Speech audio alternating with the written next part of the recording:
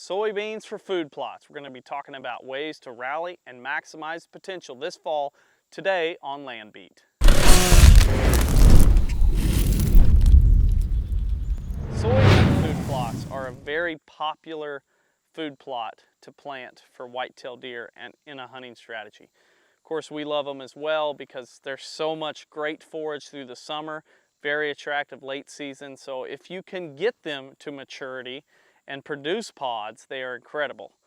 A lot of us are starting to deal with high deer densities and Roundup tolerant weeds. So we've had to get creative to use fences or other herbicides to get soybeans to maturity to provide that food source that we want through hunting season. But today I'm standing in a relatively new plot that we created. This is the first year of really good soybeans. But as you look at it from the ground, we see that we have some heavy browse pressure on the eastern side of this field.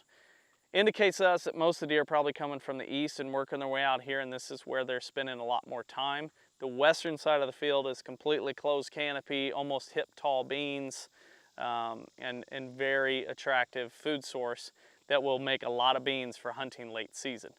But on this side, we're trying to make sure that we don't have just a lot of bare ground. As you can look around, you can see lots of space between the soybeans or one soybean plant to the next. So there's a lot of bare ground, which can also open the door for weeds to take hold.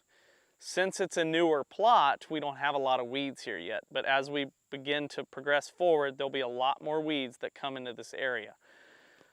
We can solve this and help provide other food attractions, especially you can already start to see some yellowing of the leaves on these soybeans. That's because we've been about 3 weeks without rain, even though we just got rain last night and yesterday. So they may perk up, but we're getting into mid to late August and the beans are starting to get a little, the bean plants are starting to focus more on blooming and making pods than they are leaves.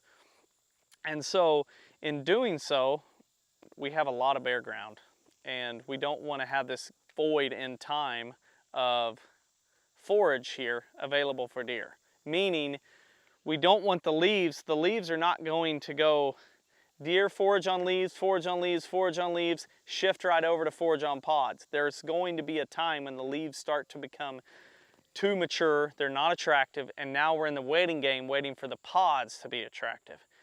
This is a simple solution.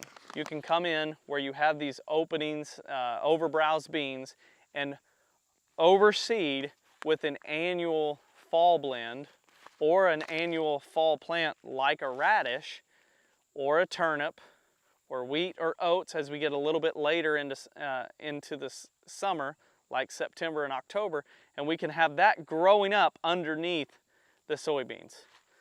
A perfect world, if you were to try to pin me down and ask for a perfect world, I would tell you that I would love to see soybeans hip tall with pods all over them, but enough gap between them to where we can get some greens growing up underneath them. The west side of this field, we don't have that because it's completely shaded. This side, we have that, but we also are battling too many deer, too much forage. This is a great alternative to help combat heavy deer pressure on soybean plots so where you don't have deer leaving this area to go chase other food sources and then waiting for them to shift back when the bean pods are produced. So this is an awesome, cheap, very inexpensive way to maximize production in your soybean food plots.